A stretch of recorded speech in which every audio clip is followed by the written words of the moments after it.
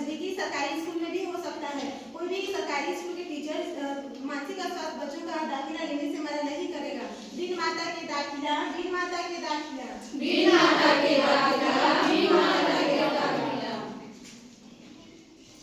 यही नहीं, इन्हें अब वित्तीय की सहायता भी दी जाती है। वित्तीय की सहायता मतलब पैसों की सहायता, वित्तीय की सहायता मतलब पैसों की सहायता, पैसों की सहायता, पैसों की सहायता। दिल्ली सरकार की ओर से मुफ्त जांच शिविर भी लगाई जाती है, जिसमें कि जांच और जरूरत के सामान उपकरण मुफ्त में दी जाती है, जैसे कि व्हील चेयर, छड़ी, कानों के सुनने के लिए मशीन आदि। मुफ्त जांच और जरूरत का सामान, मुफ्त जांच और जरूरत का सामान, मुफ्त जांच और जरूरत का सामान, मुफ्त जांच और जरूरत का सामान।